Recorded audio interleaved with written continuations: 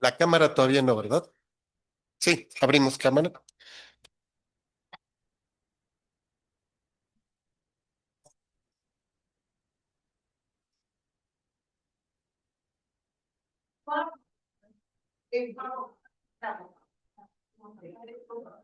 Hola, muy buenos días a todas las personas que nos acompañan tanto en línea como en el auditorio CAD de la Facultad de Comunicación.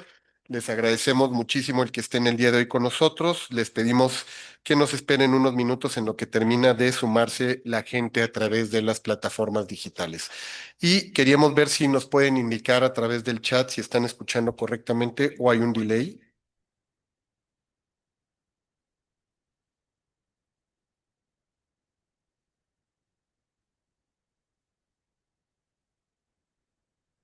¿Escuchan bien? Entonces ahí nos dices, Maru.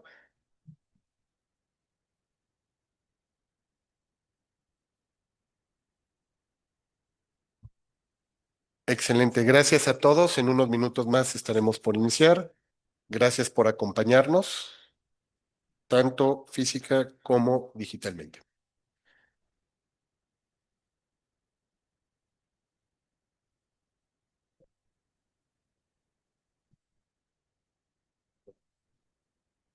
¿No? Ya está, sí, perfecto. Sí, ya me toca. Perfecto. Oye, entonces me tengo que quedar aquí, ¿verdad? Sí, para que se exactamente. Muchísimo. Pues muy buenos días, tengan todas y todos un honor que nos puedan acompañar el día de hoy en la inauguración de los IA Café Diálogos de Innovación, un proyecto que está realizando el Human and Not Human Communication Lab de la Facultad de Comunicación en colaboración con Santander Open Academy, un proyecto que hemos desarrollado desde la Facultad de Comunicación en continuidad a este seminario permanente que tenemos en innovación, data e inteligencia artificial. Gracias a todas las personas que se están sumando, que están en línea, aquellos que están el día de hoy aquí en el auditorio CAD de la Facultad de Comunicación. Hoy para nosotros es un verdadero honor arrancar este nuevo proyecto en colaboración de Santander Open Academy y nuestra Facultad de Comunicación. Como les decíamos, es un proyecto innovador donde lo que queremos poner es en diálogo a los grandes expertos del mundo de la inteligencia artificial con el claustro académico, los estudiantes, los emprendedores y toda aquella comunidad que quiere empezar a desarrollar e impulsar el uso de la inteligencia artificial en todos los ámbitos de la vida y la cultura. Y para ello nos hemos dado a la tarea, como les decíamos, de localizar a los grandes expertos y gracias a Santander Open Academy hemos podido lograr que nos puedan tener el día de hoy a nuestro invitado especial, José Alberto Bonilla, quien está con nosotros aquí en el auditorio y también en línea y para quien pido un fuerte aplauso. Gracias, José Alberto. Y me voy a permitir leer un poco de su semblanza para quienes no tienen el gusto de conocerlo. Él es un profesionista con más de 20 años de experiencia en datos, procesos e inteligencia artificial. Es egresado del ITAM de las licenciaturas de Matemáticas Aplicadas y Actuaría, maestro en Ciencias de la Computación en el Tecnológico de Monterrey y diplomados de liderazgo por el IPADE y por la Universidad Anáhuac. Hoy ostenta el cargo de Chief Artificial Intelligence Officer en Santander, México, empujando la transformación AI First del banco y antes fue Chief Data Officer del mismo banco, además de trabajar anteriormente en áreas de riesgo de Santander y HSBC. Es esposo y padre de dos hijos y entre otras cosas le gusta el piano, la guitarra, el desarrollo de videojuegos y el fútbol americano, pero sobre todo compartir con la comunidad sus conocimientos en inteligencia artificial. Y José Alberto, pues va a ser un gusto que te pueda escuchar la comunidad que está tanto presencial como en línea. Y para ello vamos a estar compartiendo con los que están de manera presencial una serie de papelitos para que vayan anotando sus preguntas e inquietudes, porque al final de la exposición de José Alberto vamos a tener la posibilidad de interactuar de manera directa con él.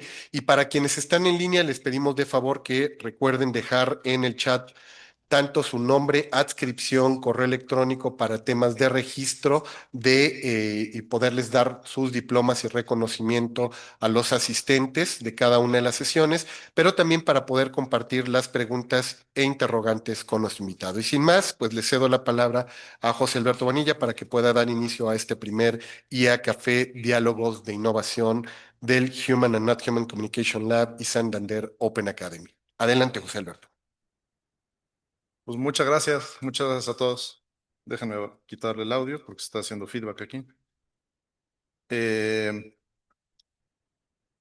Oye, pues mm, muchas palabras, pero en realidad todos estamos aprendiendo este mundo de la inteligencia artificial y espero que sea una plática más bien distendida y interactiva, ¿no? Que podamos tener.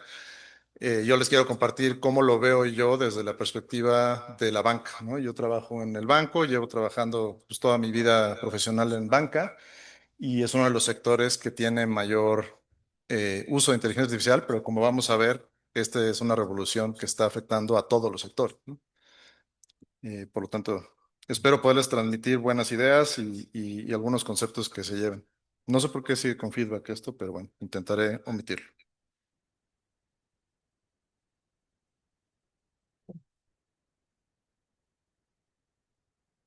Bueno, pues la hoja de ruta que he puesto, para si les parece, para que caminemos juntos, es primero un contexto de dónde estamos y por qué estamos donde estamos, para poder entender qué viene. Luego, un poco cómo se está utilizando inteligencia artificial ya fuera del contexto académico y demás. En este caso vamos a hablar de la industria y más específicamente de la industria financiera. Les voy a platicar un poco lo que están haciendo las instituciones, los bancos, las aseguradoras, etcétera. Eh, y vamos a platicar un poquito sobre qué quiere decir eso también para el mercado laboral, cómo estamos viendo eso, por lo menos mis impresiones, algunos datos que les quiero compartir de lo que ha salido últimamente. Y ya finalmente vamos a recorrer algunos consejos que están principalmente dirigidos pues a la gente que está por ingresar al mercado laboral o que está estudiando sus licenciaturas, pero que yo creo que son de aplicación general y que nos pueden ayudar a navegar mejor este nuevo mundo y ser exitosos, ¿no? Que al final es lo que todos queremos. Muchas gracias. Perdón. Ahora sí, ya nada más hay un José Alberto, perfecto. Pues vamos, si les parece. Eh, y lo primero que quiero es que se proyecte esto. Ya, lo primero que quiero es recorrer un poquito inteligencia artificial. Mm, la inteligencia artificial no es un bebé, ¿no? La inteligencia artificial tiene ya mucho tiempo. El año que entra cumple 70 años y vamos a hacer un pastelito para festejarla. Y nos tenemos que remitir a los años 50, donde estos señores forjaron el concepto de inteligencia artificial y empezaron a establecer también las directrices de lo que se tenía que desarrollar en inteligencia artificial, máquinas que pensaran como humanos, ¿no? Y dentro de esas directrices, varias de ellas vigentes todavía al día de hoy. Un ejemplo de eso es el concepto de red neuronal, como una cosa, como un modelo, digamos, que tiene como objetivo o tenía como objetivo simular cómo funciona el cerebro humano y así, digamos, intentar que las máquinas tuvieran un nivel de razonamiento y de pensamiento similar a los humanos, o si se podía mejor, pues mejor, ¿no? Eh, entonces, a partir de ahí comienza el desarrollo de esto. Por supuesto, tiene antecedentes más atrás de eso, con la estadística, en el álgebra, etcétera. Nos tenemos que remontar varios siglos atrás, pero como disciplina es así. Y en ese sentido, empezaron los desarrollos, pues, de las primeras algoritmos, de las primeras aplicaciones.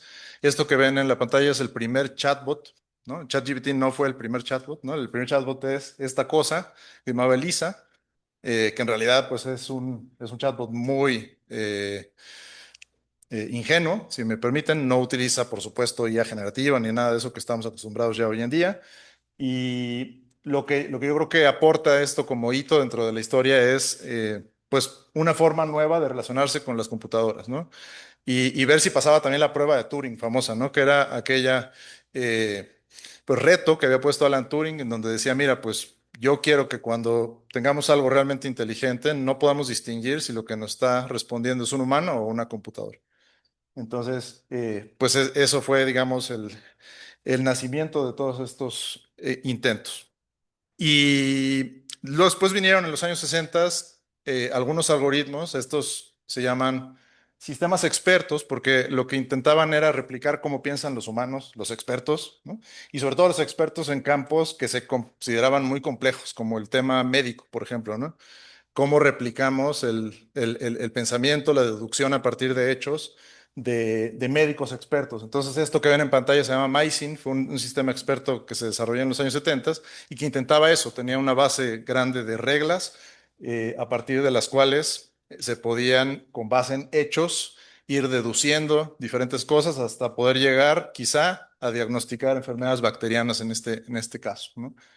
Y esto, pues se tenía mucha fe en los sistemas expertos, se le puso inversión, empezó formalmente la era, digamos, de eh, intentar meter inteligencia artificial en las empresas, y se empezaron a desarrollar este tipo de cosas. Y la verdad de las cosas es que, pues, no tuvieron mucho éxito. Llegamos a 1973 y hubo este reporte, el Light Hill Report, en donde básicamente lo que dijeron es, miren señores, le hemos invertido pues una lana, hemos invertido tiempo y la verdad es que las promesas que habíamos tenido, ¿no? De estas tecnologías, pues no nos están llevando a donde realmente parece, ¿no? Entonces, pues esto detonó lo que se le conoce como el invierno del AI, ¿no? En donde realmente hubo muchas cosas que se siguieron desarrollando, pero como que la disciplina se mantuvo en un nivel, pues quizá silencioso, ¿no? O menos mediático y demás. Pero bueno, durante los años 80 y parte de los 90 que estuvimos en este invierno de AI, pues se siguieron desarrollando cosas muy importantes para lo que es hoy, como por ejemplo el algoritmo que se utiliza para entrenar las redes neuronales, que se llama backpropagation. Ese algoritmo fue desarrollado en esos años, ¿no? Y otra cosa que fue desarrollado con más impulso en esos años es el famoso credit scoring, ¿no? Estas técnicas basadas en la estadística tradicional de clasificación y de regresión, clasificación sobre todo, para predecir, por ejemplo, si una persona va a pagar su crédito o no, ¿no? Si bien estas cosas se venían desarrollando desde los años 50, 60, eh, la verdad es que tomaron fuerza aquí en los años 80, 90 y fue donde se desarrollaron los grandes buros de crédito y se empezaron a ampliar los usos de estas cosas, ¿no? Entonces estamos hablando de modelos chiquitos, ¿no? Que por cierto todavía usamos en los bancos, modelos de 15, 20, 25 variables, regresiones, clasificaciones, ¿no? Regresiones logísticas y cosas. Pero ya con aplicaciones reales, tangibles, aportando valor en la empresa. Y luego, pues, esto dio paso a lo que le conocemos como Machine Learning, aprendizaje automático, que pues es la extensión de eso, es un conjunto de cosas, ¿no? Es la parte estadística de la que hablábamos, más una serie de factores que ahora vamos a comentar, pero principalmente basadas en la capacidad de cómputo, y algunas otras técnicas de ver que estos modelos puedan ir aprendiendo de forma automática. Y luego nos vamos hasta 1997 y vemos esto, que es Garry Kasparov, el campeón, ¿no? Múltiple campeón de ajedrez. Digamos que el mejor humano de ajedrez, ¿no? En su época. Y el hecho de que una AI pudiera vencer al mejor humano en alguna cosa era un hito relevante, ¿no? En este caso fue el ajedrez en un torneo oficial, con las reglas oficiales, no trampas, digamos, pero bueno, seguía siendo una inteligencia artificial, esta que se llama Deep Blue, muy estrecha en términos de lo que podía lograr, narrow AI, como se le llama, un sistema programado exclusivamente para jugar ajedrez, con toda la librería de posiciones, que casi qué hacer en cada una de las posiciones, no tanto porque computacionalmente es imposible, pero muy, digamos, exprofeso, ¿no? De hecho, esto es como un sistema experto de alguna forma también, nada más que mucho más avanzado. Pero es un hito importante, ¿no? El hecho de que una AI pudiera vencer al mejor humano en una cosa, pues es interesante. Y llegamos a los años 2009, 2012, en donde esto que ven en pantalla, al lado izquierdo es ImageNet. Es un dataset. Hasta ese momento, pues muchos de los modelos, o la gran mayoría de los modelos, trabajaban con variables, ¿no? Numéricas. Y aquí lo que dijeron es, bueno, podemos hacer un AI que reconozca objetos en imágenes. Entonces desarrollaron ImageNet, que es un dataset de imágenes con múltiples objetos, y dijeron, oye, a ver quién se avienta el algoritmo que pueda reconocer objetos en imágenes. Y salió AlexNet, que fue la primera red neuronal que tuvo, pues, un éxito, digamos, suficientemente bueno en esto.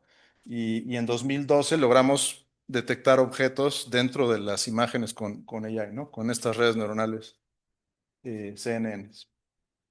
Y luego tuvimos esto también por esas épocas. Esto es IBM Watson.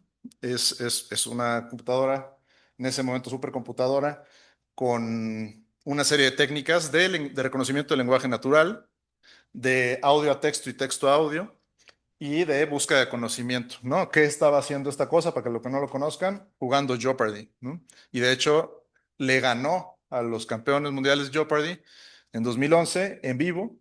De hecho los hizo pomada. Y esto sí fue un gran éxito porque estos ya eran sistemas mucho más complejos, pipelines, diferentes técnicas enlazadas, trabajando en coordinación en tiempo real, para poder hacer esto. Entonces, sin duda, un gran avance también para la inteligencia artificial.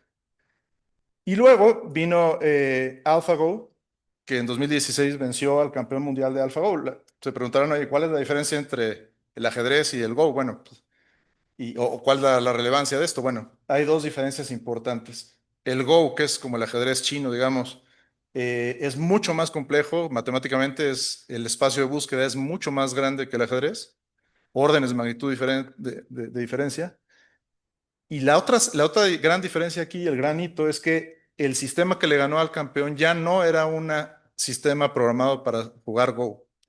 Era un sistema que se le dieron las características iniciales, las reglas básicas, y aprendió a jugar Go por sí mismo, jugando millones de matches contra sí mismo. Eso es lo que le llamamos aprendizaje por refuerzo, ¿no? Deep Reinforcement Learning, y donde básicamente, pues, a través de un gran entrenamiento logró hacer eso, y de hecho mostró, no solamente ganó, sino que mostró algunas jugadas, dicen en la literatura, yo no sé jugar Go, creativas, ¿no? Que ni siquiera se habían visto. Entonces, esto ya es otro nivel, digamos, de logro, ¿no? En AI. Y luego nos vamos a 2017. Esto no es AI, pero es una metáfora, digamos. Esto es Transformer, ¿no? Es decir, hay una arquitectura que se llama Transformer, que son las arquitecturas de redes neuronales que se han desarrollado a partir de 2017 y que son la base de lo que hoy en día son los modelos de lenguaje. Son redes neuronales que trabajan con texto, y que básicamente, pues, parten el texto en cachitos, lo mapean en un espacio numérico, de tal manera que dos palabras que semánticamente son iguales o parecidas estén muy cerquita una del otro en términos numéricos, y a partir de ahí hay una gran red neuronal con una arquitectura que permite predecir el siguiente cachito de texto, y eso es lo que hacen los transformers. Y esto, pues, evidentemente, después de varias iteraciones, nos llevó al noviembre de 2022, donde, pues, explotó la cosa, ¿no? ChatGPT salió al público, se convirtió en la primera aplicación que alcanzó 100 millones de usuarios en 30 días. Hoy en día ChatGPT tiene casi 1 billón de usuarios activos. Eso en proporciones planetarias es brutal, ¿no? Y nos habla un poco de cómo han crecido todas estas cosas, y nos habla también de otras cosas que vamos a comentar ahora, como la democratización del AI. A partir de ChatGPT vino el redesarrollo de los grandes modelos de lenguaje. No es que ChatGPT los haya inventado, como siempre pasa en muchas, ¿no? Disciplinas o en varios momentos de la historia, pero son estos hitos que van detonando, pues, el awareness, digamos, público a las técnicas y a los modelos. Entonces, en este caso, los LLMs de todas las compañías la que se les ocurra, de los grandes hyperscalers, de las grandes compañías como Google, como Mistral, como Anthropic, pues se fueron desarrollando. Y se empezaron a desarrollar también modelos que ya no solamente pues predicen el texto, ¿no? El siguiente cachito de texto, sino que pueden generar imágenes, ¿no? Por ejemplo, y esta me parece una lámina sensacional de un estadio, de un reporte de Stanford en donde se ve la evolución de febrero 22 a la fecha de las modelos de generación de imágenes, ¿no? Eh, si le sumáramos 2025 ahí, pues se vería todavía mejor, pero es una muestra de cómo ha evolucionado esto en tan poco tiempo, con una calidad brutal, ¿no? Y también podemos generar video, ¿no? Ahora ya podemos generar video. Bueno, no se escucha el sonido, pero no se preocupen. Esto se generó con sonido. Este es un modelo que también puede generar video con sonido. Esos son ustedes. Y ese se supone que soy yo. No me dejé la barba hoy, con lo cual no me parezco tanto, pero créanme que sí está bastante parecido. Entonces, es como una mezcla de Jorge y yo, más o menos. Este, entonces, pues bueno, y hay un montón de otras cosas, ¿no? Estamos en la época de la IA generativa porque hoy podemos generar cualquier cosa, casi, ¿no? A partir de este tipo de modelos. Yo, por ejemplo, que me gusta el desarrollo de videojuegos, hay modelos de generación de gráficos animados para juegos a partir de prompts, ¿no? Hay modelos de generación de modelos 3D, ¿no? De renderings, ¿no? De meshes, ¿no? De 3D a partir de prompts. Hay para todo, ¿no? Entonces estamos en la IA generativa y eso pues ha detonado una explosión, ¿no? Una explosión de todo tipo. Esto nadie entiende el stack tecnológico actual de AI. Es demasiado complejo, es demasiado grande, es demasiado diverso. Esto se los pongo de forma de referencia porque lo que quiero que vean es el número de cositas que hay, ¿no? Y esto, pues, es, digamos, obviamente resumido. Y porque se han tenido que desarrollar todas, eh, es decir, muchas cosas alrededor de los modelos generativos, ¿no? Los modelos generativos por sí solos no resuelven todo, entonces hay que hacer un montón de cosas, ¿no? Y estamos en la era donde los modelos de lenguaje, estos son los LLMs, están mejorando a una velocidad brutal. Cuando salió ChatGPT, esta gráfica no se va hasta noviembre 22, pero digo, supongan si conceder que fuera eso, estábamos en ese benchmark, que es benchmark de conocimiento general, digamos, propósito general, en niveles de 30 y picos, ¿no? Hoy estamos en niveles de 80 y picos. Han pasado 2 años y feria, ¿no? Menos de 3 años de desarrollo de esto. Entonces, los modelos están creciendo en capacidades, en qué tanto texto pueden procesar, eso se llama ventana de contexto, en las características de las tareas que pueden realizar de una forma brutal.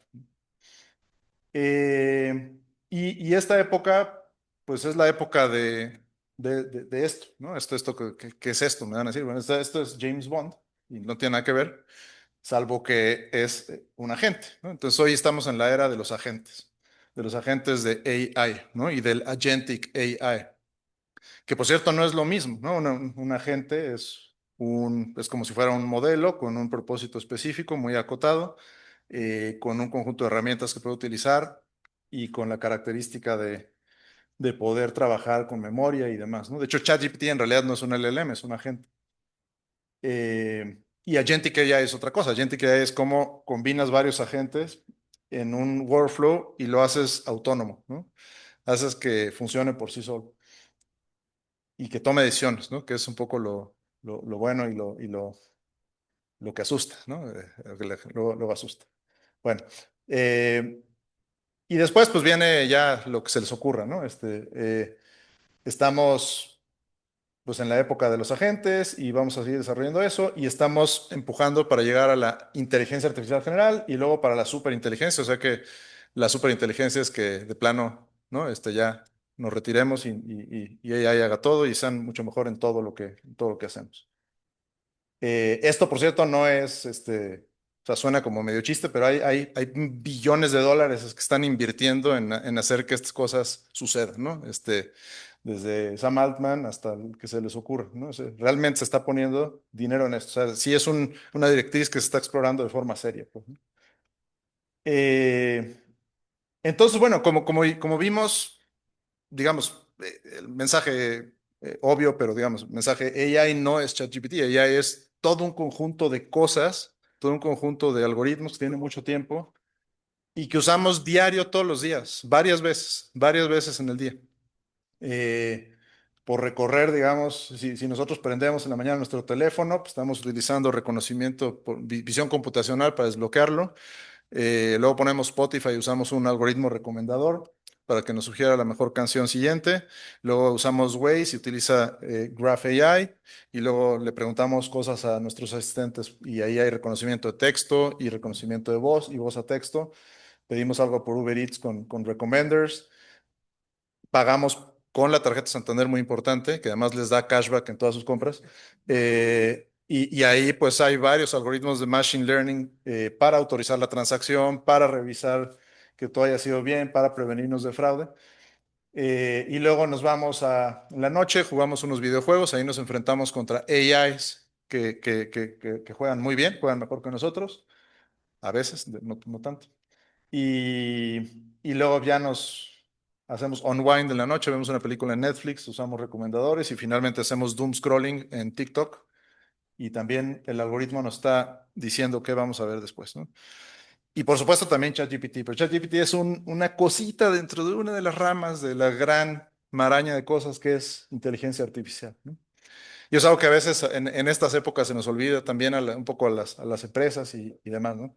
Cada uno de estos algoritmos pues, tiene valor, ¿no? Y se usa para hacer cosas de valor, ¿no? Por supuesto, ahorita la gran apuesta está en ese cuadrito, ¿no? En la IA generativa. Lo que es impresionante de todo esto es que la mayor parte de los algoritmos han ganado escala y fuerza como los vemos hoy los últimos 10 años. Si bien esto lleva desde 1950, realmente las aplicaciones industriales, empresariales, las grandes apuestas son desarrolladas de hace 10 años. Cuando yo estudié, esto no existía. ¿Y por qué? La grande pregunta es ¿por qué? ¿Por qué esto ha hecho explosión? ¿Por qué ha hecho boom en los últimos años? Y la respuesta es muy fácil. Primero, poder de cómputo. El poder de cómputo ha ido creciendo a escala exponencial, ¿no? Esto es la famosa ley de Moore, que es no es una ley como tal, es una observación, ¿no? Empírica, pero es una observación empírica que se mantuvo desde 1970 hasta pues, prácticamente 2022, ¿no? Hoy dicen que ya murió y lo que ustedes quieran, pero que básicamente lo que dice es el poder de cómputo se duplica cada 2 años. Entonces es un crecimiento exponencial, ¿no? En la gráfica se ve lineal porque pues, está logarítmica la escala, ¿no? Se duplicaba, ¿no? Porque vamos a creer que ya murió y tal, pero en realidad no ha muerto. Lo que se ha pasado es que se ha transformado. ¿Por qué se ha transformado? Porque ahora ya no hablamos tanto de CPUs, sino de GPUs, ¿no? De estos chips especializados en ser súper eficientes en hacer gráficas espectaculares cuando jugamos, yo por lo menos, ¿no? Con gran eficiencia y como las matemáticas para dibujar gráficas y para entrenar modelos de Machine Learning son parecidas, pues son muy buenos, resulta que son muy buenos, son muy eficientes para entrenar modelos de Machine Learning y por lo tanto, pues se utilizan para eso. Y esto es lo que se le conoce con la ley de Huang, ¿no? ¿Quién es Huang? El CEO de NVIDIA. Y pues sí, ¿no? Yo también si fuera tal, le pondría ley de Bonilla. Y aquí vemos más o menos la misma tendencia, nada más que con una diferencia que es la velocidad. El poder de cómputo de las GPU se está duplicando cada 1.08 años, más o menos. Entonces esto es brutal, ¿no? No, con razón estamos viendo los avances que estamos viendo con la velocidad que estamos viendo. Ahora, tener una cosa de estas, pues, pues, pues está más o menos fácil, ¿no? Se compra uno una gaming computer y tiene uno una.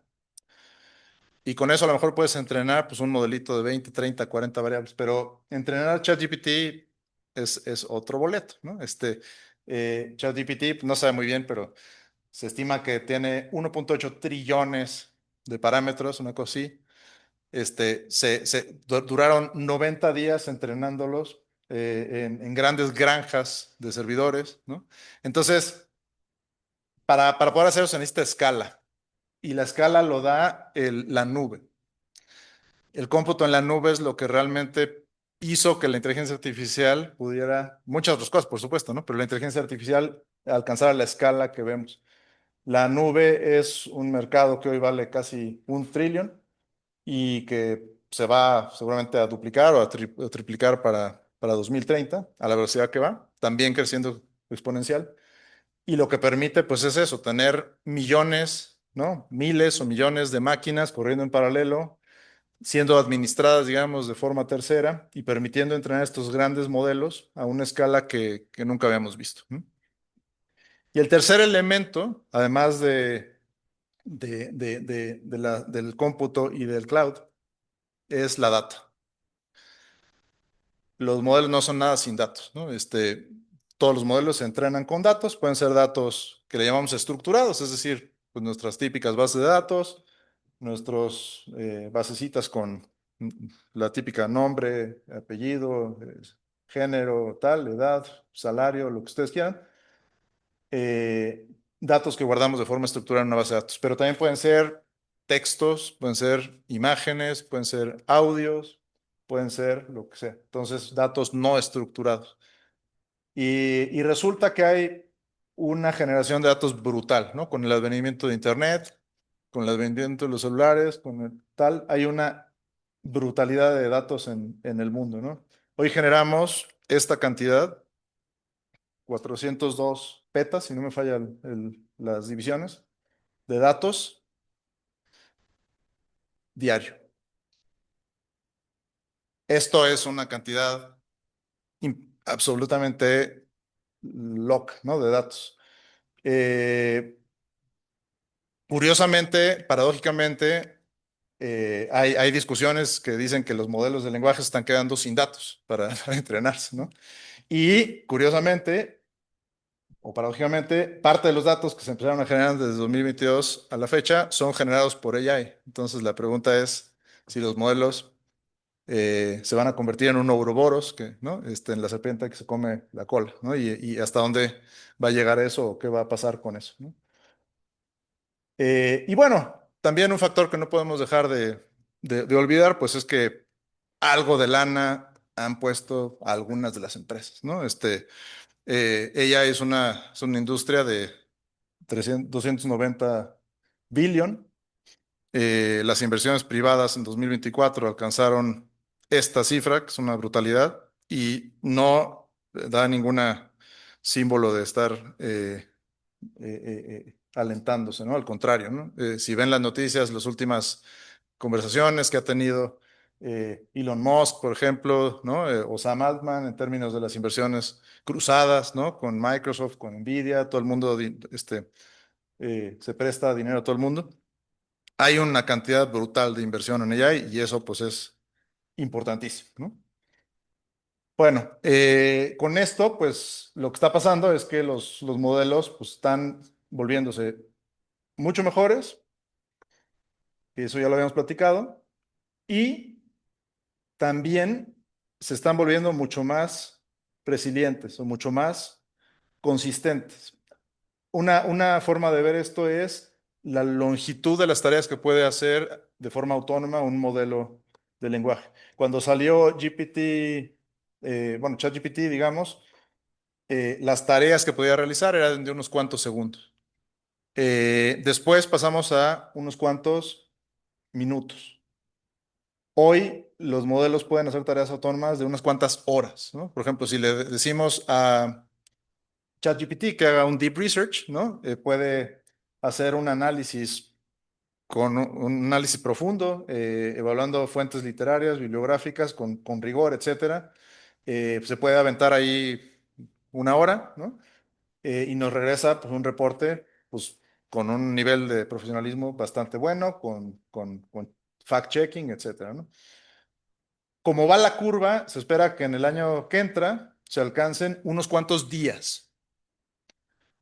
Y la pregunta es, ¿dónde para esto? ¿No? ¿Y qué significa eso para los flujos agénticos? Que es justamente para lo que queremos esto. Queremos que le podamos decir a la computadora: "Oye, resuélveme este problema", y tengamos a un agente o una multitud de agentes trabajando sincronizadamente para resolver el problema, y si se puede, pues durante minutos o días, pues mejor, ¿no? Y quién sabe dónde para esto.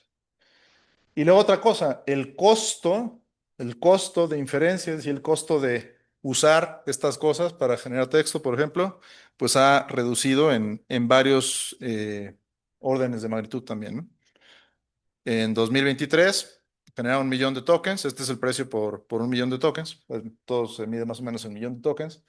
Pues estaba pues, un poco arriba de los $10, ¿no? Costaba $20 o algo, ¿no? Hoy estamos en 0.0 algo, ¿no? Por 1 millón de tokens. Eh, por supuesto, el costo que no ha bajado, el costo que ha subido es el costo de entrenamiento, ¿no? Y esa es otra discusión, y los costos perimetrales que tiene eso, ¿no? Pero si algo es un hecho es, ha habido una reducción de costo, el surgimiento de estos chatbots, pues ha democratizado, mucha gente pues, puede utilizar estos de forma pues razonablemente barata o inclusive gratis con pruebas. Entonces se ha democratizado esto, ¿no? Entonces, bueno, ese es un poco el contexto de dónde estamos, por qué estamos donde estamos. Y la idea es ahora ver qué se está haciendo en la industria con estas cosas. Entonces, lo primero que les quiero poner es esta gráfica. Este es un estudio que hace McKinsey, ya tiene varios años haciéndolo. Traigo varias gráficas de ese. The State of AI. Y aquí lo que miden es, oye, a través de encuestas, ¿qué porcentaje de las empresas están usando AI? En 2017 era 20%. 20% de las empresas estaban usando AI en al menos una función. ¿Sí? Eso llegó hasta 55 en 2023, y a partir de 2023 la pendiente ha sido mucho más pronunciada. El último reporte salió en noviembre de este año. Dice que 88% de las empresas están usando AI en al menos una función. Y de hecho, 79% de las empresas dice que está usando Gen AI en alguna función. O sea, IA generativa. Aquí, pues a la derecha ven qué quiere decir usarlo, ¿no? Porque una cosa es hacer un experimento y otra cosa es hacer un uso a escala, ¿no? La verdad de las cosas es que muchas empresas todavía están en etapas de pilotaje, ¿no? En etapas de análisis, de ver qué podemos hacer con esto, hasta dónde llega, etcétera, etcétera, ¿no? Y ahora les voy a platicar un poco en los bancos y en particular en nuestro banco, cómo se ha ido moviendo. Eh, Esto es una heat matrix de en qué industrias, lástima, se ve un poquito chiquito, pero digamos en las filas de la matriz tenemos las funciones, en las columnas tenemos las industrias. Entonces, ¿en qué industrias y qué funciones es donde se está utilizando más AI? Eh, bueno, pues resulta que uno de los principales usos, y dado que esto es generativo, se reduce a dos temas. El primero es servicio a clientes y operaciones, y el segundo es ingeniería de software. Y voy a hablar un poquito por qué. En la parte de servicio y operaciones, si pensamos en un call center, por ejemplo, muchas de las funciones que hacen los agentes de los call centers es remitirse a la información de políticas, de procedimientos, de características de los productos que venda la empresa que sea, una telecom, un banco, un retailer, perdón, y responderle al cliente dudas, ¿no? Básicamente. Pues resulta que IA es bastante buena para hacer eso, ¿no? Entonces, IA generativa. Entonces, es una cosa en donde se ha visto consistentemente un gran uso. En la parte de software engineering, pues resulta que estas cosas son muy buenas en escribir código, ¿no? Eh, Muchos de los datos con los que se han entrenado los LLMs generales son los propios códigos, grandes repositorios de código como GitHub, etcétera, y por lo tanto son muy buenos en predecir código, que es un poco para lo que se usaba hasta hace un año y medio, una cosa así, y recientemente con algunas mejoras para producir código y para escribir código de forma autónoma o semiautónoma. Hoy estamos en niveles donde estas tecnologías pueden escribir, analizar un requerimiento de usuario, definir una arquitectura, escribirla, hacer pruebas unitarias, mandar un pull request y esperar a que un ingeniero senior, revise solamente que eso esté más o menos bien hecho y tal, ¿no? Y esto pues se ha visto también a nivel industria, si vemos startups o tendencias como el vibe coding, que no sé si alguien ha escuchado el vibe coding, pues básicamente es la democratización de eso. Alguien que no sabe programar, no tiene conceptos de programación, puede entrar hoy a un sitio de vibe coding y con puros prompts escribir pues un programa que funciona. No vamos a hablar de si es robusto, de si tiene escala empresarial todavía, pero un programa que funciona y un programa que puede resolver cosas a los usuarios y por lo tanto tú puedes cobrar por ese programa y por lo tanto te puedes montar tu startup en pocos días, ¿no? Lovable, por ejemplo, ¿no? O Volt o alguno de estos. Entonces, bueno, más o menos se ve así el cuadro. Obviamente los trabajos que son más intensivos en trabajo físico, pues han visto menos uso, ¿no? Por temas obvios. Esto es algo un poquito similar, nada más que esto es en donde se ha conseguido escala, ¿no? Ahí pueden ver otra vez el tema de Service Operations, que es donde pues hay mucho Knowledge Management también, por razones que ya dije también, y Research. Esto pues ha ya visto cifras concretas de productividad, ¿no?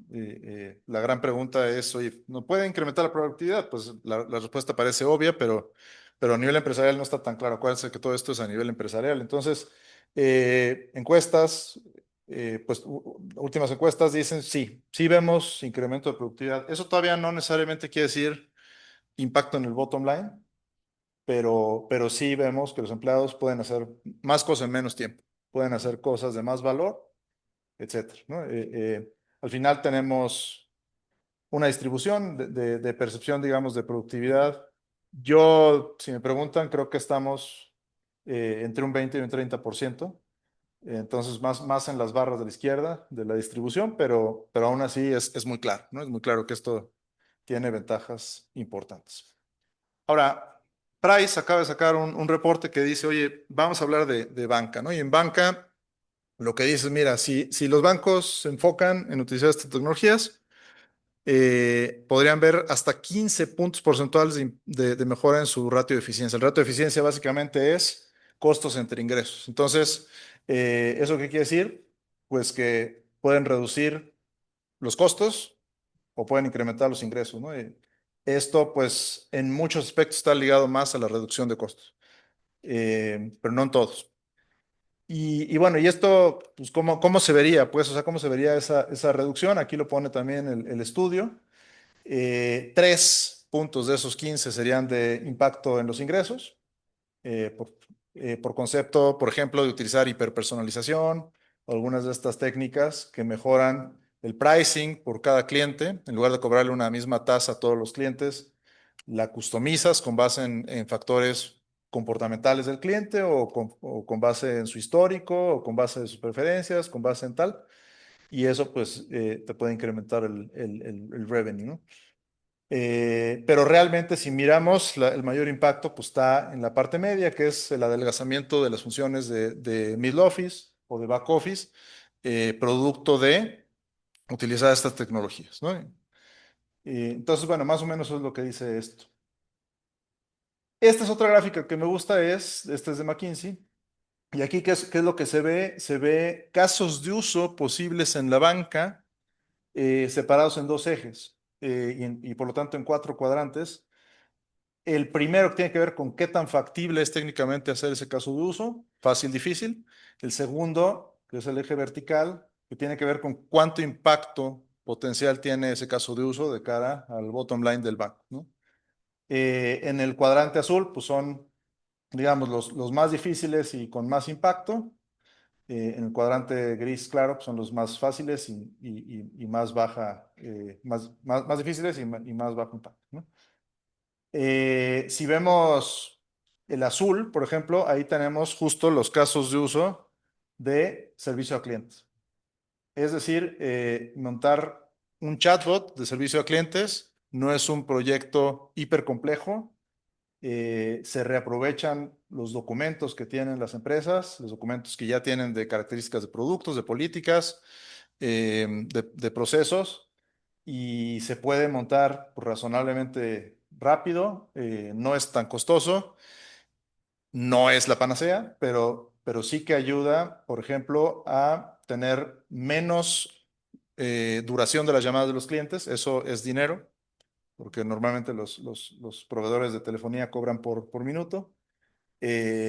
O también, por supuesto, menos operadores atendiendo a los clientes, ¿no?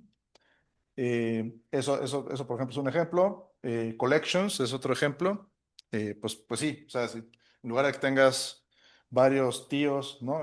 Bien marcándole una base de datos de clientes para decirle, oye, señor, por favor, págueme la tarjeta, no sé qué. Pues a lo mejor puedes tener un voice bot, ¿no? Que esté marcándole a los clientes, que además aproveche para marcarle a los clientes a los horarios donde es más probable que el cliente conteste, y que pueda tener la capacidad de que el cliente pueda decir, oye, ahorita no puedo, márcame al rato, márcame a las 11 de la noche, o márcame a las 3 de la mañana, o márcame el sábado, y que tenga la capacidad de hacer eso, ¿no? Entonces son casos de uso que sí se están viendo en la industria, que sí se están viendo en la banca, inclusive en la banca en México, y que son relativamente fáciles de montar, ¿no?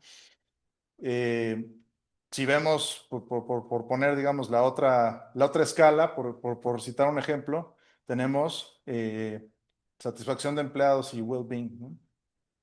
Ahí pues hay varias cosas que hacer, pero además de los temas técnicos, aquí no es solamente un tema tecnológico, es un tema regulatorio también, ¿no? Es un tema de sesgo algorítmico, es un tema de ética. Eh, y ahorita vamos a hablar un poquito más de esos retos, ¿no? Pero digamos que suffice to say, no todos los casos son igualmente factibles, ¿no? ¿Dónde diría que está ahorita el esfuerzo de la banca? Yo diría que muchos de los casos quick win, por lo menos en piloto, ya están ejecutados y hay una apuesta más grande en la parte en medio que veíamos, en esta parte, ¿no? En la parte de middle office, back office, ¿no? ¿Qué quiere decir eso? Pues mejorar, automatizar procesos con ella, ¿no? Si se puede, con agentes autónomos, ¿no? Que te puedan hacer la tarea y trabajar de forma, pues, muy rápida. Este es un esquema complejo, el banco del futuro, ¿no? No se fijen demasiado en las cosas que trae, pero lo voy a aprovechar para mencionar algunas de las cosas que sí estamos haciendo en la banca, muy concretamente. Entonces, primero, en lo que toca a productividad general, o sea, las empresas, igual que las personas, pues, están haciendo uso de los chatbots, ¿no? De los chatbots, ChatGPT, etcétera. Pero no es lo mismo usar un ChatGPT en tu celular con tus datos de tu celular a utilizarlo en una empresa, porque el riesgo de ciberseguridad, el riesgo de fuga de datos, el riesgo de los secretos industriales es muy grande, ¿no? Entonces tienes que recurrir a versiones empresariales de esas cosas que obviamente son más caras, son más difíciles de montar, etcétera. Santander, por ejemplo, hizo un acuerdo reciente con OpenAI a nivel grupo, y nosotros tenemos ese convenio. En particular tenemos a nivel grupo, ahorita creo que 17,000 licencias de ChatGPT dadas a todos los empleados del grupo. No a todos los empleados, todos los empleados somos tropecientos, pero a muchos empleados del grupo. Y con el objetivo de dos cosas, yo diría. La primera es realmente hacer casos de uso concretos, departamentales o personales para mejorar la productividad de la gente. Y la otra es AI literacy, o sea, educar a la gente qué es el AI y cómo se usa. Y no hay mejor forma de saber cómo se usa que usarlo, ¿no? O sea, te puedes meter a los cursos que quieras, puedes hacer todo lo que tú quieras hasta que no empiezas a usarlo. te puedes dar cuenta de hasta dónde llega, qué puedes hacer con él, qué jugo le podrías sacar, ¿no? En la parte que tiene que ver con interacción con el cliente, pues ya hablamos un poco de esto, ¿no? Pero básicamente interfaces conversacionales. La nueva forma de los clientes de interactuar con las empresas va a ser, o es, o está siendo, conversacional, ¿no? No me hagas meterme a una app, no me hagas meterme en mucho menos, ¿no? Ni Dios quiera, un sitio y bueno, ya una sucursal, vamos. Este, quiero poderle hablar, ¿no? Quiero poderle hablar a Alexa, quiero poderle hablar a ChatGPT y quiero que me des mi estado de cuenta, ¿no? Quiero que me ayudes a pagar mi tarjeta, quiero que me ayudes a sacar un crédito, quiero que me ayudes a añadir un beneficiario de mi cuenta. Eh, ahí hay mucho trabajo que hacer.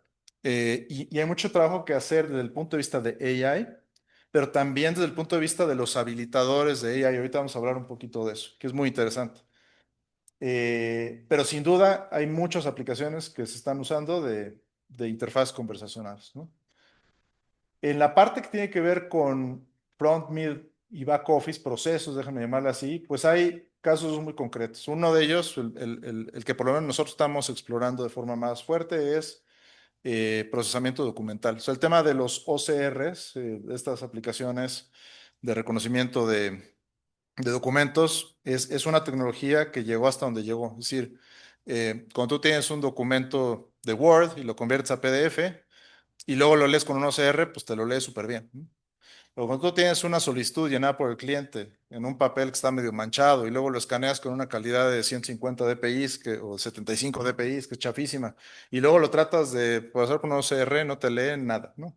Entonces hay mucha promesa en utilizar modelos de lenguaje multimodales de imagen para mejorar esos resultados y por lo tanto evitar la cantidad de gente que está hoy de entrada leyendo a ver si entiende qué dice, luego capturando eso en una pantalla o en varias pantallas y luego, por supuesto, validando los datos, validando entre documentos, validando contra, por ejemplo, imagínense la INE contra el RENAPO, por ejemplo, o cosas de este estilo, ¿no? Entonces hay mucha oportunidad de mejorar esos procesos con AI, ¿no?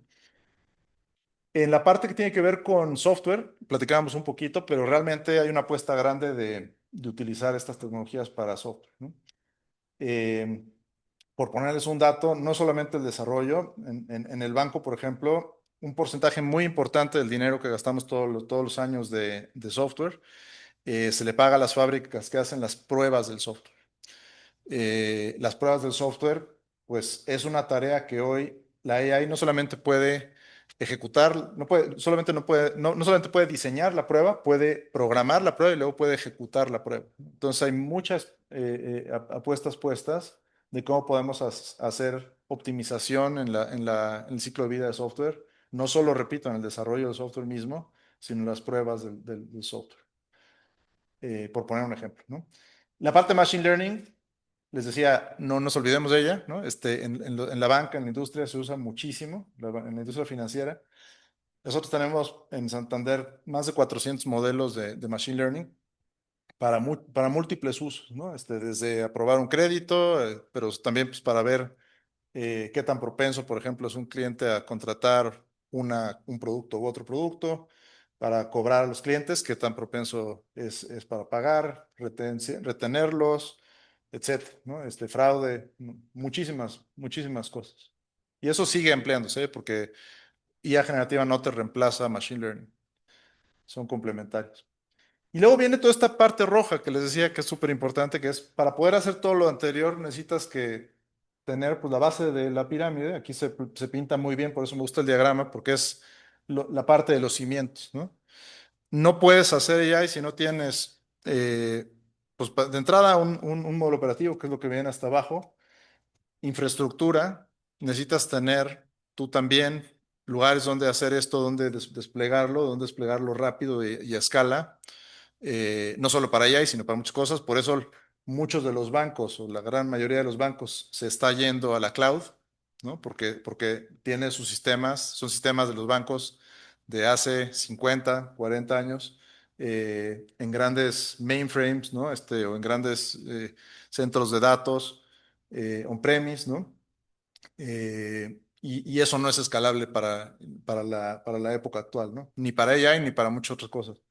Entonces, el tema de infraestructura en cloud, también la seguridad, o sea, las capas de seguridad que tiene que tener una empresa como un banco para asegurar que nada de estas cosas introduce nuevos riesgos o por lo menos que los riesgos que introduzca están bien mitigados para que no se nos vaya de repente los datos de los clientes, ¿no? Eh, de formas que todavía no lo sabemos, etcétera.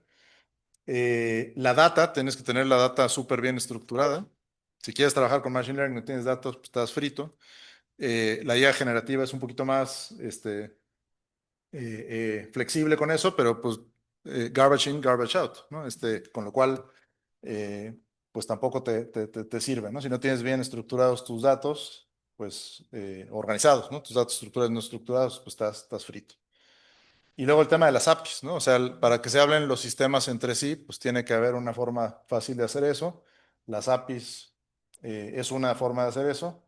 Y aunque no lo crean, pues los bancos, no todas las aplicaciones tienen APIs. Entonces, cuando tú quieres montar un chatbot, por ejemplo, que vaya al sistema y te diga cuál es tu saldo, pues necesitas un API que te diga cuál es tu saldo. Si no tienes el API que te diga cuál es tu saldo, por muy AI que pongas, no te va a servir para nada, ¿no? Entonces es interesante y hay soft enablers como trabajo agile, trabajo cultura, talento, etcétera, que son súper importantes y que vamos a comentar un poquito después. Bueno, ¿qué retos hay entonces en la industria con el AI y demás? Pues hay varios, yo les diría. Primero, esta es esto no sé si lo conocen, es un Hype Cycle de Gartner. Este es un modelo que tiene Gartner para medir la madurez de las tecnologías. Hay ya desde hace un tiempo un Hype Cycle de AI, solo de AI, por la relevancia que ha cobrado esto. Y las cosas que ven en rojo, bueno, el diagrama lo explico, es una curva, digamos, teórica que dice, mira, pues primero las innovaciones surgen y van creciendo, creciendo, creciendo en expectativas, llegan a un pico en donde tienen la máxima expectativa. Después de eso hay un gran valle, digamos, una gran caída, un gran peñasco de desilusión, se llama así el modelo. Y luego ya una vez que pasa la desilusión, se estabiliza en un nivel que no es ni la expectativa alta que teníamos, ni la tragedia, digamos, ¿no? Es un nivel intermedio en donde la tecnología ya dice, esta es una tecnología madura, ya sabemos qué es, ya sabemos qué no es, hasta dónde llega, y entonces la podemos utilizar de forma más efectiva. Eh, Teniendo eso en cuenta, vean aquí, por ejemplo, este es Generative AI. Entonces, Generative AI ya está, digamos, según este modelo, en el throw of disillusionment, ¿no? ¿Eso qué quiere decir? Que nos está quedando un poquito corta, ¿no? Expectativa contra realidad, como el meme, ¿no? Es decir, ¿hasta dónde puede llegar esto? Pues ya sabemos que probablemente los LLMs no van a llevarnos solos, por lo menos a la AGI, ¿no? A la inteligencia general, y por lo tanto se marcan ahí, ¿no? La palabra del momento, como ya les decía, es agentes, ¿no? Y eso está en el peak, ¿no? Hasta arriba de la gráfica. Eso está en la máxima nivel de expectativa.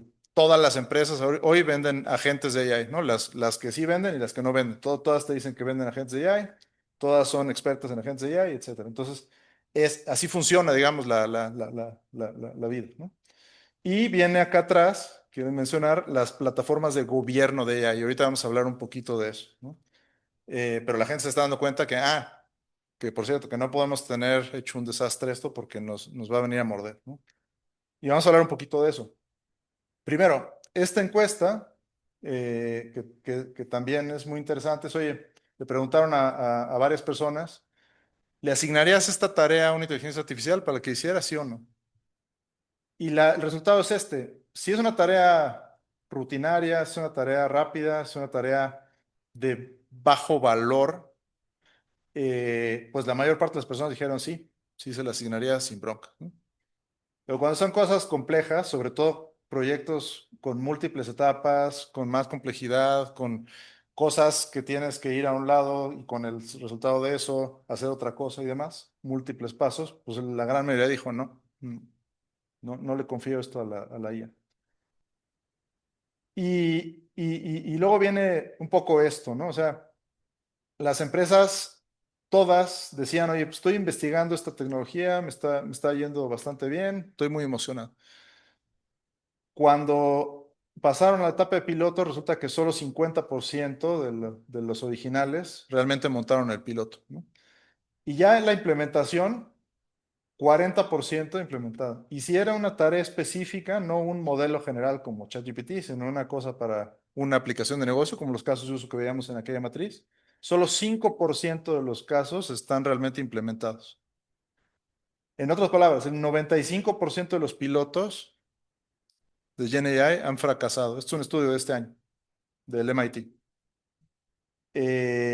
O sí se montaron, pero pues no se les está viendo valor, ¿no? Entonces, hay un gap, hay un gran gap entre la teoría y la realidad, al menos en el aspecto empresarial, en términos de ver cómo escalan estas cosas. El estudio es interesante porque habla un poco de las razones por las cuales, o las hipótesis que hay de por qué está pasando eso, y vamos a comentar algunas de ellas ahora, pero déjenme ampliar un poco el tema de retos. Estos son los principales riesgos o consecuencias negativas y mitigaciones de riesgos, si le queremos ver así, que las empresas están viendo sobre AI y cómo la están gestionando. Marqué ahí algunos que son de especial relevancia, por lo menos para mí en el sector bancario. Eh, Esto es el tema de alucinaciones famoso, es decir, estos modelos son probabilísticos, no son un cerebro, no piensan, son probabilísticos y por lo tanto cometen errores, punto, ¿no? La cuestión es cómo haces para que esos errores mm, pues no hagan que, por ejemplo, le des un crédito a alguien que no quiera o le apruebas una operación si es una persona que está haciendo lavado de dinero o lo que tú quieras, ¿no? Entonces, el gestionar las alucinaciones es un tema crítico. La ciberseguridad, por supuesto, ¿no? Ya hemos visto notas de prensa de muchas empresas que han tenido fuga de información por utilizar, por ejemplo, ChatGPT público en lugar de un entorno controlado, donde se han fugado datos y secretos industriales y demás. Compliance regulatorio, este es un tema súper crítico. Voy a hablar en la siguiente lámina de él. La privacidad de datos, sin duda. La explicabilidad en el entorno financiero, que es un entorno altamente regulado. No puedes tú nada más decir, oye, pues, ¿qué crees? El modelo dice no te doy el crédito. No, tienes que poder explicar muchas veces al cliente, pero sobre todo a los reguladores, a los auditores, por qué estás tomando esa decisión, con base en qué. Los modelos de Machine Learning, por ejemplo, son bastante explicables, ¿no? Tú puedes saber exactamente cuáles son las características que han contribuido para tomar la decisión de si le das o no un crédito. Pero si le pides que te haga un poema, ¿no? En el estilo de Shakespeare y te lo genera, no tienes ni idea de cómo lo hizo, ¿no? Eso es una cosa característica, de hecho, de las redes neuronales. ¿Sí? Por mucho tiempo, las redes neuronales no se utilizaron industrialmente por eso, por la falta de explicabilidad. Y estas arquitecturas, al estar basadas en redes neuronales, heredan un poco ese problema. Entonces, ¿cómo haces más explicable el AI? Y luego los temas de equidad, sesgos algorítmicos y tal, ¿no? O sea, si no tienes cuidado y no entrenas a tus algoritmos con datos sesgados, pues los resultados van a ser sesgados, ¿no? Ya hemos visto muchos casos de modelos en donde, por ejemplo, el algoritmo infiere automáticamente ciertas cosas que a lo mejor no son las que tú quieres y que son temas sensibles, como temas sexuales o de raza, etcétera, etcétera, etcétera, ¿no? Entonces, estos riesgos y muchos otros son cosas que activamente se están gestionando, pero que todavía no están resueltos, ni mucho menos, ¿no? Y que son retos hacia el AI. Esta es una nota que salió, lo puse porque salió hace un par de días, de un periódico que eh, pone esta nota de auto sales y lo que viene hasta abajo dice, bueno, no lo van a poder leer, pero dice, si tú quieres te puedo generar o sea, ese es copy-paste de ChatGPT, ¿no? Es un poco lo que... se les fue, ¿no?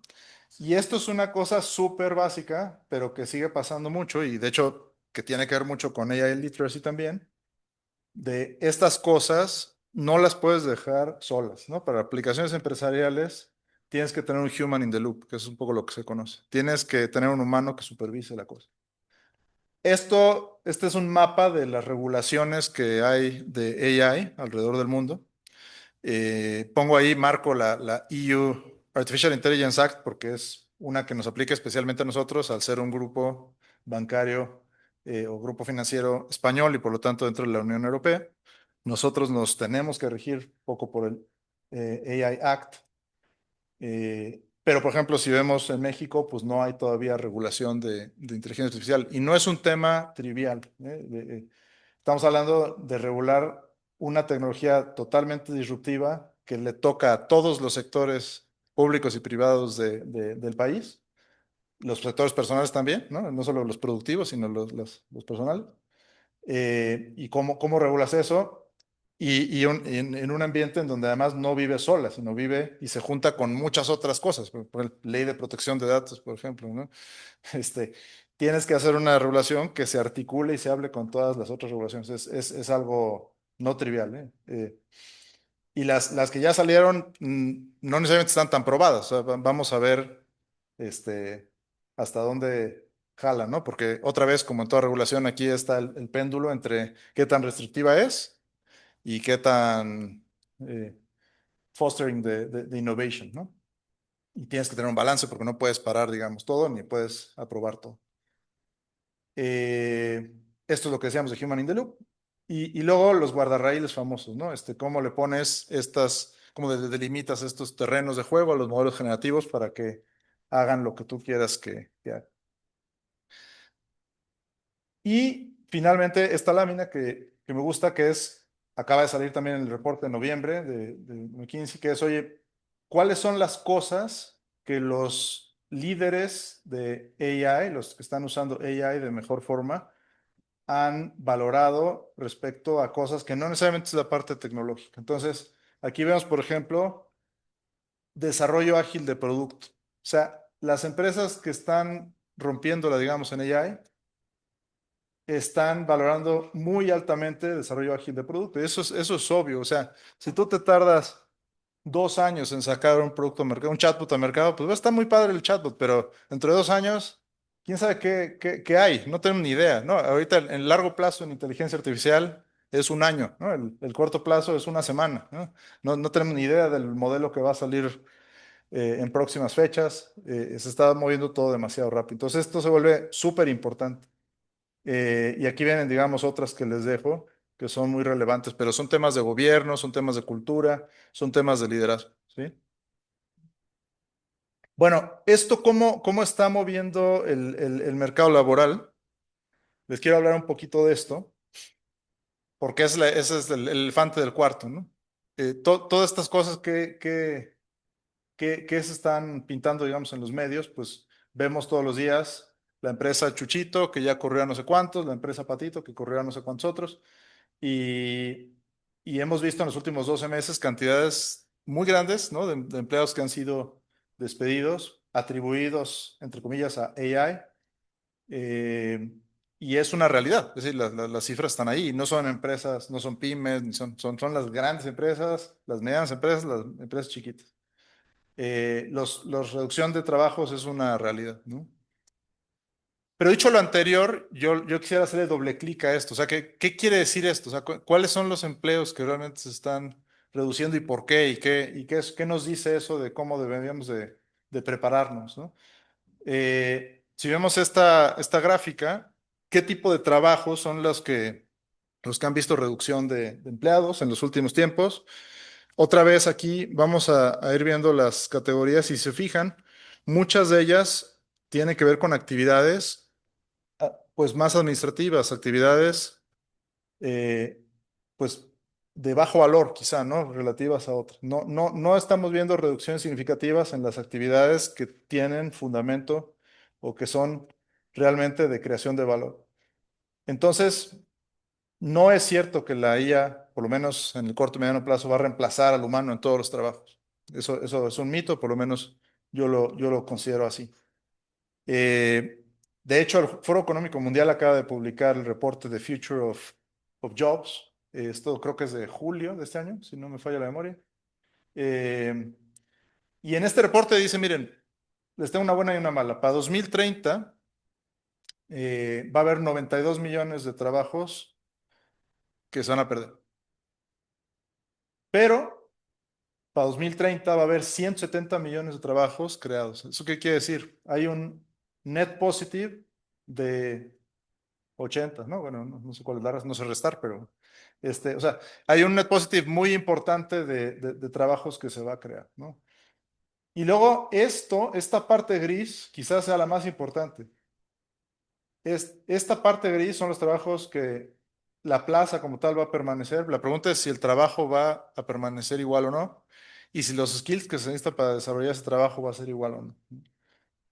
Eh, entonces, ahí estaba la resta, yo para que él estaba aquí, 78 millones. Bueno, otra vez, las actividades que se están perdiendo, por lo menos ahorita, y por las tecnologías como están y las capacidades que tienen los modelos, son los trabajos administrativos, son los trabajos repetitivos, son los trabajos de personas que están transcribiendo documentos del documento a la pantalla, que están checando un documento contra otro, que no están utilizando realmente grandes capacidades intelectuales para hacer análisis, para hacer conclusiones, para hacer trabajo creativo, etcétera, ¿no?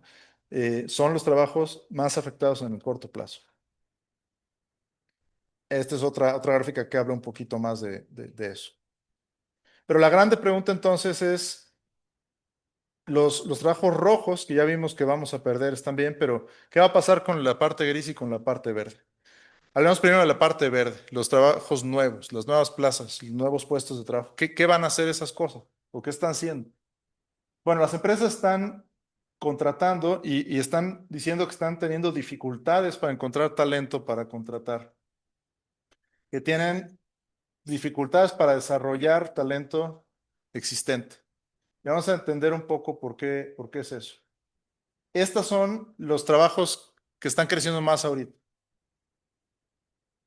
Cuando yo estudié, hace, no sé, 20 años o lo que sea, muchos de esos trabajos, si no, la mayor parte de esos trabajos ni siquiera existían, ¿no?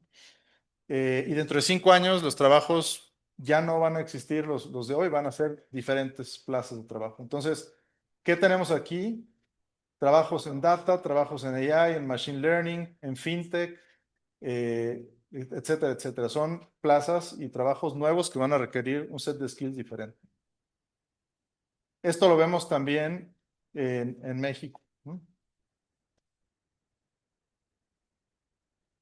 Si vemos un poco el tipo de trabajos, aquí lo estamos viendo, cómo se distribuyen y cómo han ido cambiando de 2022, 2023, 2024, vemos una clara tendencia hacia la izquierda en términos de la dificultad, pero al mismo tiempo vemos unas plazas o unos trabajos que en 2022 no aparecían en el chart como especialista en ética de AI, ¿no? Y estos trabajos, ¿por qué? Porque están surgiendo para hacer frente a los riesgos que veíamos en la lámina anterior, ¿no?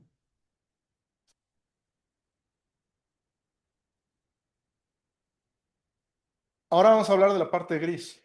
Esta gráfica nos muestra los skills que van a cambiar en los siguientes 5 años. El dato que tenemos de 2025 es que en los próximos 5 años, el 39% de los skills que hoy son válidos, dentro de 5 años ya no van a ser válidos. Vamos a necesitar otro tipo de cosas.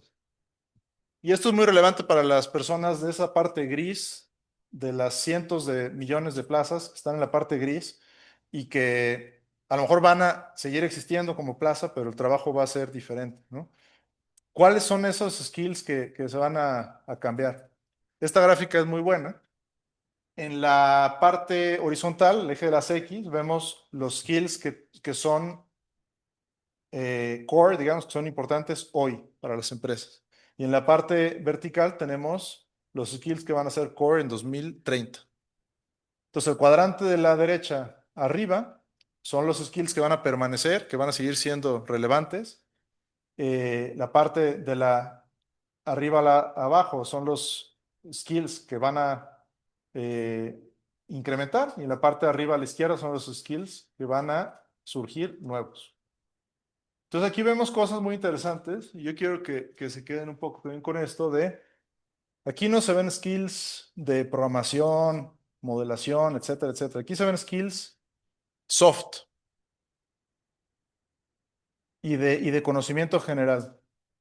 AI and Big Data no es necesariamente ser el experto de AI que va a crear el siguiente modelo de lenguaje.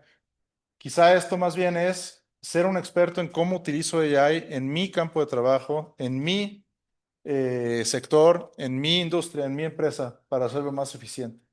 O cómo no soy el experto de cloud, no soy el experto de tecnología, pero entiendo cómo funciona a grandes rasgos. Tengo la suficiente literacy tecnológica, alfabetización tecnológica para saber cómo se conectan las cosas, cuáles son las cosas importantes y por lo tanto puedo impulsar proyectos de transformación en la empresa. Por supuesto, los skills de liderazgo, de comunicación, son relevantes, muy relevantes y van a ser más relevantes en esta nueva era. Y la resiliencia, ese es otro. El factor de cambio del mundo en general está siendo tan acelerado que necesitas gente resiliente que aprenda a enfrentar esos cambios de la mejor forma, que no se desubique, que sea capaz de reinventarse todos los días, de aprender cosas nuevas todos los días. Entonces esto es muy interesante porque realmente nos da pistas sobre qué debemos de hacer nosotros para prepararnos a este nuevo mundo, ¿no? Y aquí vienen las gráficas. Esta es otra encuesta diferente que comprueba lo que le estaba diciendo, ¿no? 77% de las empresas dicen que van a hacer reskilling y upskilling de los empleados, ¿no? No es la cifra grande la de los despidos, quizá, ¿no? 69% dice que van a contratar gente en nuevos puestos relacionados con ella, ¿no? Y sí, también hay un downsizing que es obvio, es evidente y lo estamos viendo, pero quizá no es la mayor de las historias, ¿no? La mayor de las historias es cómo nosotros evolucionamos para ser competitivos en este nuevo mundo, ¿no? Entonces, cierro con algunos comentarios y algunas reflexiones que les dejo. El AI no es un tema de roles técnicos, ni temas de expertos de AI, ni nada. El AI es algo que nos compete a todos. Es la nueva realidad, es la nueva electricidad, es la nueva, lo que ustedes quieran, el nuevo petróleo, el nuevo oro, lo que quieran. Es la nueva forma de trabajar. Y tenemos que estar listos para hacer eso. No importa si llevamos 20 años en el trabajo, 50 años en el trabajo, o estamos recién por ingresar a alguna empresa a laborar, tenemos que volvernos AI first. Tenemos que aprovechar todas las herramientas que nos brinda, tenemos que entender hasta dónde llegan y tenemos que ser capaces de movernos en ese mundo. La mejor forma de hacerlo es aprender, ¿no? Aprender a usarlo, ¿no? Utilizarlo, pues. Hay mucho buzz, ¿no? AI genera mucho buzz. Todos los días vemos noticias, todos los días vemos que si el despido de no sé qué, la inversión del no sé cuántos, el modelo. Empresarialmente eso causa ruido. La gente dice, oye, ¿por qué voy a invertir ahorita si dentro de 2 semanas Google va a sacar el nuevo modelo de Gemini, de no sé qué? Hay mucho ruido mediático y eso no necesariamente juega a favor de las personas y de las empresas. Mi sugerencia es no nos enrollemos en el tema mediático, es más bien, ¿qué podemos hacer hoy con las tecnologías que ya tenemos? ¿Cómo podemos maximizar su uso, maximizar su ROI? Si ahorita tenemos en el banco 15,000 licencias, 17,000 licencias, ¿qué podemos hacer con eso? No nos esperemos bueno, pues mejor vamos a esperarnos a que venga Perplexity versión 4. No tiene sentido. Esto se está moviendo demasiado rápido. Eh, Otra recomendación es, bueno, esta ya la platicamos. Otra recomendación es alfabetizarnos en los temas transversales, es decir, no importa en qué carrera o en qué disciplina, es importante que sepamos cómo funcionan las empresas. Y las empresas hoy, muchas, la mayoría, por lo menos en el sector financiero, ya no son tanto bancos, son más plataformas digitales, ¿no? Y muchas empresas son así, ¿no? Desde las e-commerce hasta los retailers, hasta todo. Eh, entonces hay que alfabetizarnos en estos temas. Muy importante que sepamos lo básico de data, de cloud digital. No necesitamos ser expertos, ni volvernos data engineers o volvernos cloud engineers, pero sí saber cómo se mueve, porque ahí es donde vamos a operar y donde necesitamos también utilizar AI. hay que entender cómo podemos usar ya en nuestro sector y luego convertirnos, esto me gusta mucho, en profesionales T-shaped, ¿no? Ahorita ya no nos vale tanto ni ser expertazos así de una sola cosa no, y eso es todo lo que hacemos y somos lo único que podemos hacer, ni tampoco totalmente generalistas porque el mundo es demasiado complejo y hay que entrar a detalle, hay que tener la capacidad de subir y bajar de detalle. Entonces, los profesionales que en mi opinión van a tener más éxito en las empresas en esta nueva era son los T-shaped, los que son capaces de ir de lo general a lo particular, de ir de vuelta, de entrarle a detalle a un cierto nivel de expertise en temas, pero también de ver el contexto en el que se está moviendo eso y cómo combinan, digamos, o cómo se relacionan los factores. Y muy importante desarrollar las habilidades suaves. No importa en qué etapa profesional estemos, necesitamos volvernos más adaptables, necesitamos tener pensamiento crítico, súper importante, porque necesitamos juzgar si lo que está haciendo el AI es lo que realmente debe de ser o tiene que ser. Ética, súper importante. Y las otras habilidades que ya ven en pantalla, ¿no? A mí me gusta mucho que Anáhuac, por ejemplo, es una universidad que apuesta mucho por este tipo de cosas, independientemente de la carrera o lo que sea, y me parece súper relevante. Ya lo viene haciendo por mucho tiempo, pero en esta época es especialmente importante y eso también a nuestros hijos, etcétera. Hay que reforzarles mucho eso, ¿no? No solamente se trata de hacer grandes modelos o de grandes tecnologías o lo que sea. Hay que saber actuar con integridad, con ética y en las empresas trabajar con los otros y resolver los problemas y pensar creativamente y todo eso que son habilidades que luego no nos enseñan en la escuela, ¿no? Y finalmente, pues es el mensaje, pues cliché ya a este punto, pero que es relevante, sigue siendo relevante, que es, no vamos a reemplazar a los humanos con AI, pero los que sí vamos a ser reemplazados son los humanos que no usan AI por humanos que sí lo usan y lo saben aprovechar al máximo, ¿no? Frase de Karim Lakhani. Entonces, eh, pues esta es mi presentación. Yo les agradezco mucho la asistencia, la paciencia y quedo abierto por cualquier comentario, duda o pregunta que tengan. Gracias. Muchísimas gracias, José Alberto. Pues vamos a pasar a la sesión de preguntas y respuestas y de hecho tenemos por aquí también ya algunas que están empezando a pasarnos y le cedo la palabra a Natalia Arreola para que nos haga exposición de algunas de las primeras. Muchas gracias.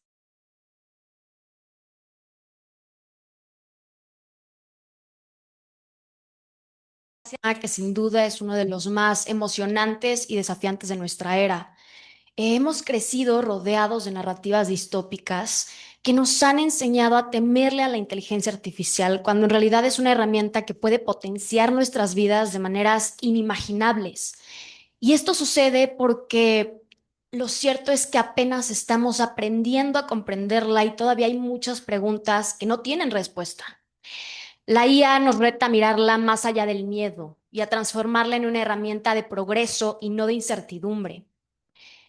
Sin duda es una enorme oportunidad, pero también es una responsabilidad colectiva y es por eso que es tan importante aprender a usarla de manera informada, consciente y responsable. Maestro Bonilla, doctor Hidalgo, tenemos las siguientes preguntas del público. ¿Por qué sería importante que las empresas tradicionales incorporaran IA en sus procesos diarios y cómo pueden hacerlo sin afectar su continuidad operativa ni su estabilidad financiera? Muchas gracias. Pues mira, mi opinión al respecto es lo siguiente. AI a veces pensamos que es una cosa que si la utilizamos en las empresas nos va a hacer despegar y nos va a mandarnos, digamos, por delante de nuestros competidores, etcétera. La realidad de las cosas es que con la democratización de esto, con el advenimiento, digamos, de las herramientas de propósito general, con los chatbots generales, con la bajada de costos, la verdad es que hasta cierto punto esto se ha comoditizado y por lo tanto es más probable que la tengas que meter para no de quedarte atrás, para seguir siendo relevante contra los competidores hasta cierto punto. Entonces, como empresa, no importa si eres una micropyme o inclusive si eres un profesionista, ¿no? Independiente o si eres un megacorporativo, es súper relevante que ya, si no lo estás haciendo, empieces a ver cómo tienes que utilizar AI. ¿Qué están haciendo tus competidores? ¿Qué están haciendo dentro de la industria? Y luego sí, habrá cosas, ya que cubres ese mínimo, que a lo mejor tú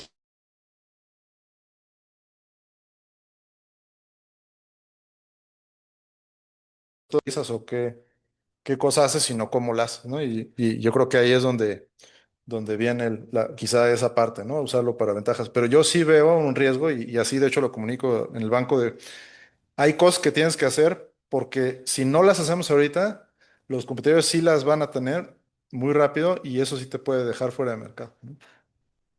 ¿Cómo pueden mitigarse las principales vulnerabilidades o riesgos que enfrenta una organización al adoptar el uso de IA? Es un tema muy complejo, multifactorial, yo diría. Más que hablar de un riesgo en particular, yo lo que creo es que tiene que haber una cultura de AI en la empresa.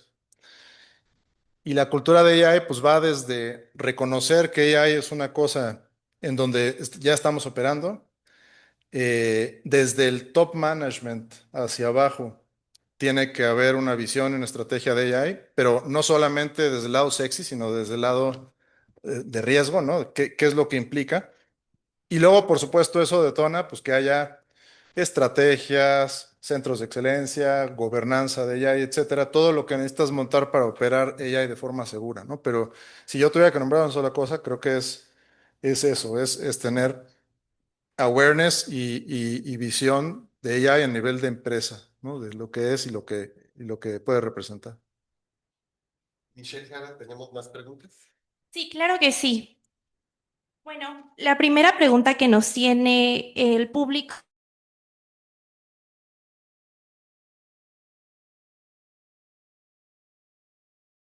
Pues mira, normalmente lo más básico,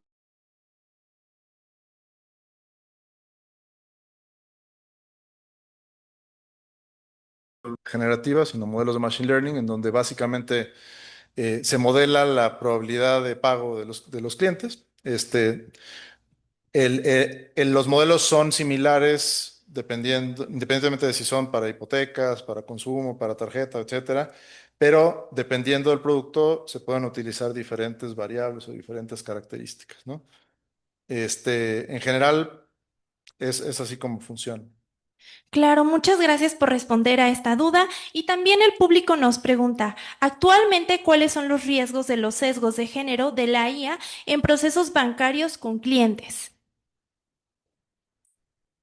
Gracias. Pues mira, es un tema que tiene bastante tiempo, o sea, no es exclusivo del área generativa. Por ejemplo, en varias geografías, tú no puedes hacer un modelo que predice comportamiento de pago, como el que hablábamos justo hace unos momentos, para ver si le otorgas o no le otorgas un crédito, utilizando variables sociodemográficas como género, por ejemplo, ¿no? No lo puedes hacer porque aunque estadísticamente sea una variable representativa que se correlaciona con la variable independiente, pues hay una serie de regulaciones que no permiten hacer eso y la idea es justamente cuidar eso, que tu modelo no actúe de forma sesgada contra una cierta subpoblación o contra un cierto grupo, y más bien que te bases en el comportamiento real del cliente, ¿no? No importa si es mujer, hombre o si no, ¿no? O sea, dónde vive, qué raza, etcétera, sino más bien ha pagado o no ha pagado, ¿no? Y cómo ha pagado sus últimos créditos y demás, ¿no? ¿Qué otros créditos tiene y demás? Entonces, lo que ha pasado, por ejemplo, en ese caso es que mucha de la información que se utiliza desde hace ya mucho tiempo, más que variables sociodemográficas, es información de los buros de crédito, que es información transaccional de los clientes, ¿no? De realmente cómo han estado manejando sus créditos, sus líneas, etcétera, y que te da información realmente relevante, ¿no? Claro, y una pregunta más que nos hizo el público es, ¿qué tan confiable es la JSPI y IA para transformar decisiones de inversión?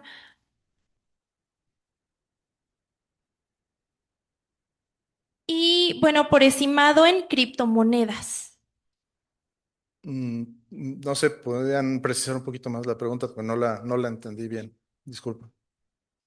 ¿Qué tan confiable? Gracias. Perdón, ¿eh? Sí, no. Tengo letra, doctor, mil perdones. Es, ¿qué tan confiable es la inteligencia artificial para tomar decisiones de inversión, como por ejemplo en criptomonedas? Ok, como para trading y cosas. Es un tema que, a ver, hay unas cosas que se llaman robo-advisors, que son inteligencias artificiales que pueden manejar pues, portafolios de inversión, tomar ciertas decisiones, ¿no? De comprar, vender, etcétera. Eso sí se usa y se usa en la banca. Entonces, en ese sentido, pues, yo me imagino que es pues, razonablemente confiable, ¿no? Eh, en criptomonedas en particular, pues, no sé, la verdad, si haya una característica específica que haga que deberías de tomar otro tipo de cosas, utilizar otro tipo de algoritmos, o a lo mejor no es tan confiable, ¿no? Pero sí sé que en inversión sí hay estos, pues sí, algoritmos automatizados con AI para poder facilitar las decisiones de compra-venta en un portafolio, por ejemplo, ¿no? Y bueno, no sé si alguien más tenga un último comentario que quieran hacer, algunos de nuestros profesores, investigadores, alguna duda, inquietud. Si no, pues prácticamente queremos darles un fuerte abrazo, un abrazo y más bien un aplauso también a nuestro invitado, José Alberto Bonilla. Y voy a pedirle a nuestro director, al maestro Josu Garritz, quien nos está acompañando el día de hoy también aquí, para que pueda venir a entregar el reconocimiento y un pequeño detalle que tenemos de la Facultad de Comunicación. Adelante.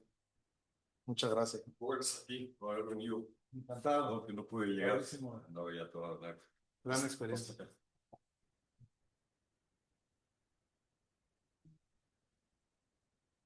Muchas gracias. Muchísimas gracias. Felicidades.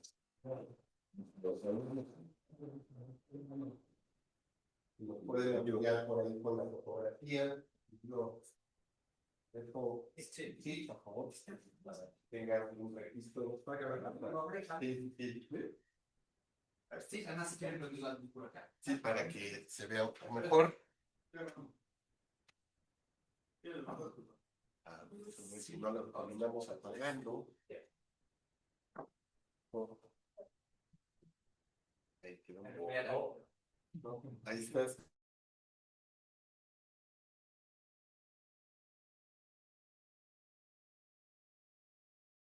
No, así se lo vamos a pasar.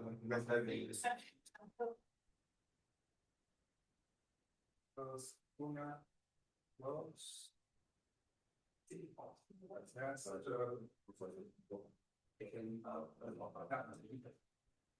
Va a tomar con va, tú quédate. Uno, dos, tres. Y otra acá, no nos pedimos un niño. Toma acá, uno, para que vuelvan. Las una, dos, tres. Pues muchísimas gracias a todas y todos. Les invitamos, recuerden, próxima semana tendremos también por parte de Santander Open Academy también la posibilidad de tener a un invitado más experto precisamente de Lead AI que va a estar con nosotros la próxima semana hablando sobre este tema de los agentes precisamente de inteligencia artificial. Y así es que los invitamos a que se conecten nuevamente con nosotros, quienes estuvieron siguiéndonos en la transmisión en línea, como aquellos que nos acompañaron el día de hoy, que tengan una excelente tarde. Fue un honor tenerlos aquí en la Facultad de Comunicación y en el Human and Not Human Communication Lab. Que tengan un excelente fin de semana. Hasta luego. Muchas gracias. No, gracias. Leto. ¿Ya me desconectó? Sí, ya se problema.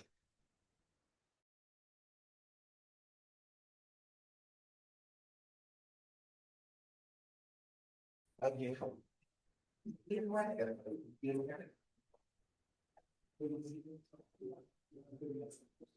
tal van ahí? Bueno, Bien, muy movidos, pues entre otras cosas con este tema de AI, pero con muchos otros temas, muchos